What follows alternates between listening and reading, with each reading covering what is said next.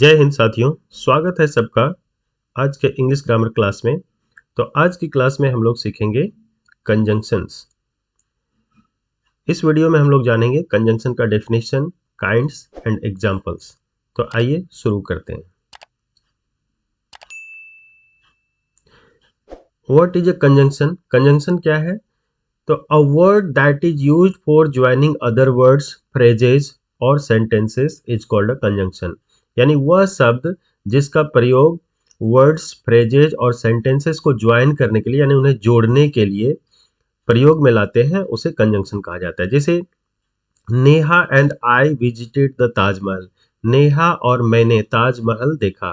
तो Neha and I, यहाँ पर नेहा एक नाउन है और आई एक प्रनाउन है। तो नाउन और प्रनाउन को एंड यहाँ पर जोड़ रहा है, इसलिए एंड यहाँ पर एक कंजंक्शन है।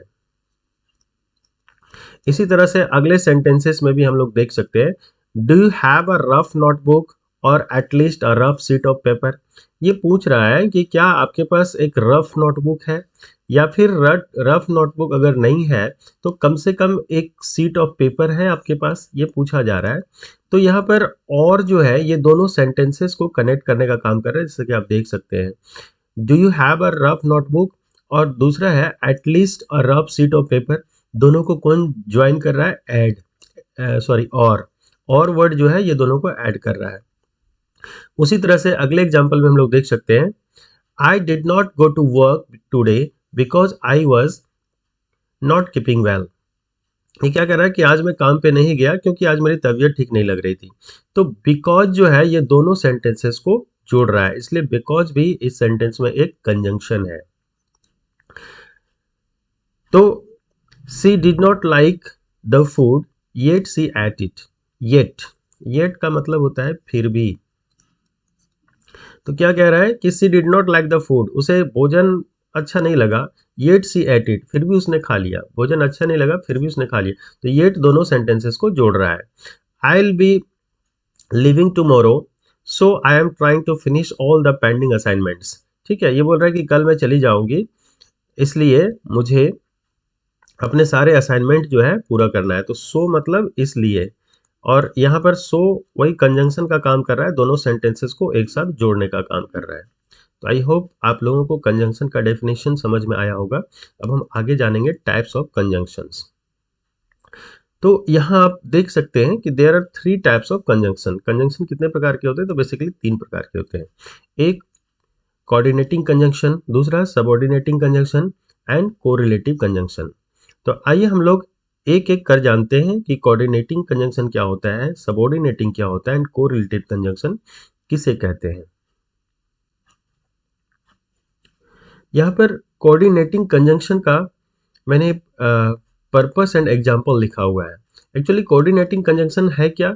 जो दो शब्दों या वाक्यों को कोऑर्डिनेट करते हैं, यानी एक साथ जोड़ने का काम करते हैं सामान्य रूप से, उसे हम लोग कोऑर्डिनेटिंग कंजंक्शन कहते हैं। इसमें यूज होने वाले वर्ड्स खास करके हैं फॉर, एंड, नोर, बट, और, येट, सो। इस प्रकार के वर्ड्स जो है कोऑर्डिनेटिंग कंजंक्शन के रूप में यूज होते हैं, और एक एक कर हम लोग जानेंगे कि इनका प्रयोग वाक्य में किस प्रकार से किया जाता है।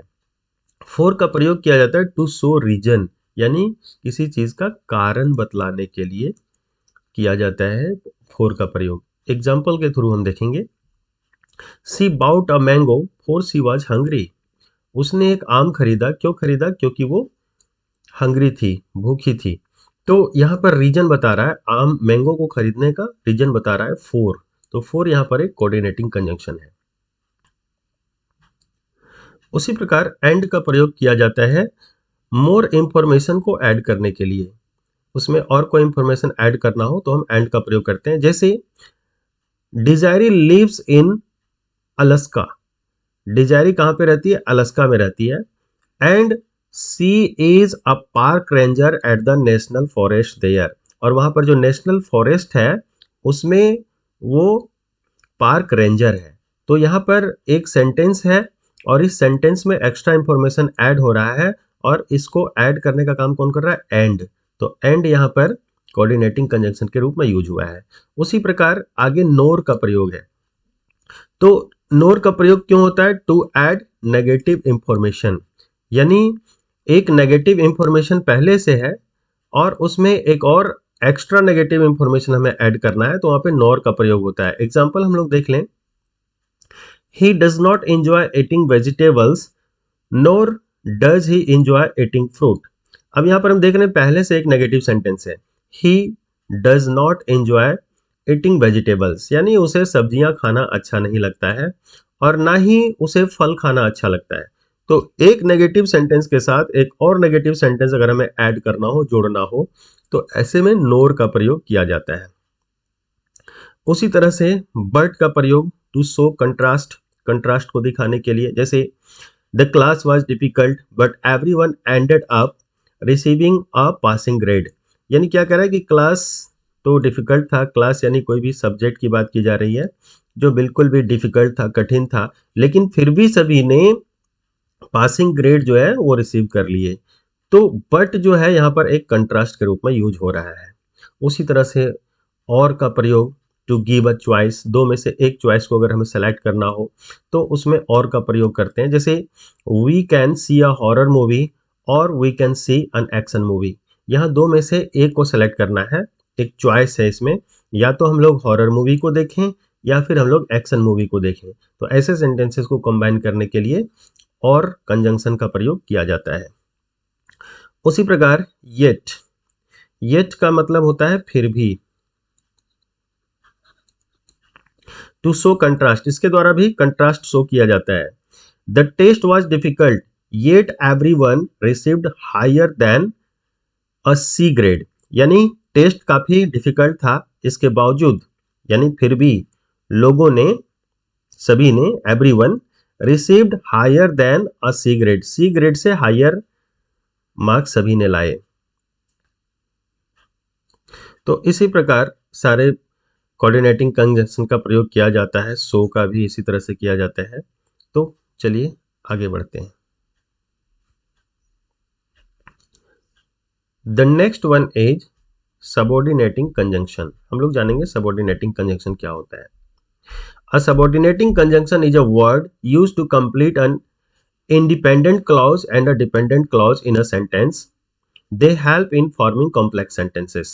यानी सबऑर्डिनेटिंग क्लॉज का प्रयोग, ये सबऑर्डिनेट कंजंक्शन जो होता है ये जोड़ते हैं एक इंडिपेंडेंट क्लॉज और एक डिपेंडेंट क्लॉज, दोनों को एक साथ जोड़ने का काम करते हैं। इंडिपेंडेंट और डिपेंडेंट क्लॉज क्या होता है अगर आपको नहीं पता तो इसके लिए मैं एक अलग से वीडियो बनाऊंगा, आप उसे देख करके समझ जाएंगे, लेकिन आपकी जानकारी के लिए मैं बता देता हूं कि एक सेंटेंस में अगर एक सेंटेंस दूसरे सेंटेंस के ऊपर अगर निर्भर करता है अपने मीनिंग को क्लियर करने के लिए, तो जिस पर निर्भर करता है वो इंडिपेंडेंट क्लॉज होता है और जो सेंटेंस निर्भर करता है वो डिपेंडेंट क्लॉज होता है। तो एक इंडिपेंडेंट क्लॉज और एक डिपेंडेंट क्लॉज को जोड़ने के लिए जिस कंजंक्शन का प्रयोग होता है उसे सबऑर्डिनेटिंग कंजंक्शन कहते हैं। और सबऑर्डिनेटिंग कंजंक्शन से जो सेंटेंस बनता है उसको हम लोग कॉम्प्लेक्स सेंटेंस भी कहते हैं। जैसे एग्जाम्पल के तौर पर हम देखें, unless you submit all the supporting documents your application will not be processed। यहां पर क्या कह रहा है कि unless मतलब जब तक आप सारे डॉक्यूमेंट जो है वो सबमिट नहीं करेंगे तब तक आपका एप्लीकेशन आगे प्रोसेस नहीं किया जाएगा। तो यहां पर आप देख सकते हैं कि इसमें एक सेंटेंस जो है, पहला वाला जो सेंटेंस है वो डिपेंडेंट क्लॉज है और दूसरा वाला इंडिपेंडेंट क्लॉज है, और अनलेस जो है ये दोनों सेंटेंसेस को जोड़ने का काम कर रहा है। इस प्रकार अनलेस एक सबऑर्डिनेटिंग कंजंक्शन है। I was not able to go to the hospital because it was raining heavily. क्या कह रहा है कि मैं हॉस्पिटल नहीं जा सका क्योंकि बहुत ही भारी बारिश हो रही थी।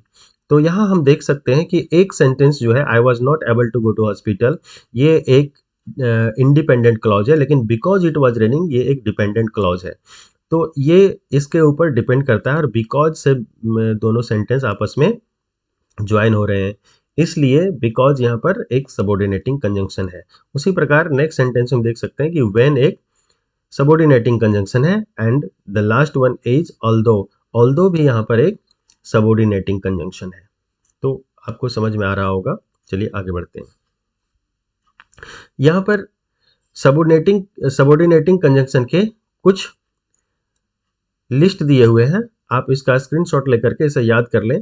ये सब सारे जो कंजंक्शन है ये सबऑर्डिनेटिंग के रूप में यूज होते हैं, जैसे after, as soon as, since, even though, until, while, now that, wherever, provided, when, because, though, if, even if, then, whenever, as though, so that, before, as, although, unless, once, till, in order that, as long as, that, ये सब सारे conjunction जो हैं वो subordinating conjunction के रूप में प्रयोग किए जाते हैं। अगर किसी का भी यूज इसमें आपको नहीं पता है, आप जानना चाहते हो तो कमेंट में लिखें, या फिर अगर आप हमसे इंग्लिश से रिलेटेड कोई भी अगर और वीडियो आप हमसे बनवाना चाहते हैं तो उसके लिए भी आप हमें कमेंट करें, मैं ज़रूर आपके लिए वीडियो बनाऊंगा।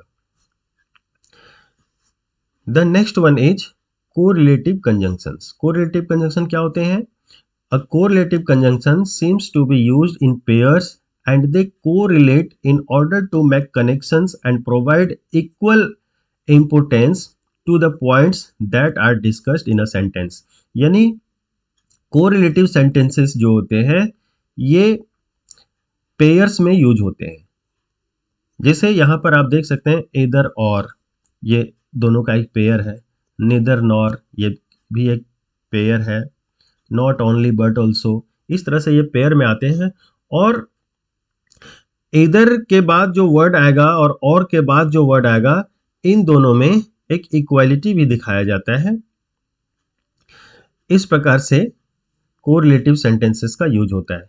तो आइए हम सेंटेंसेस के थ्रू इन कोरिलेटिव कंजंक्शंस का प्रयोग हम लोग देखते हैं।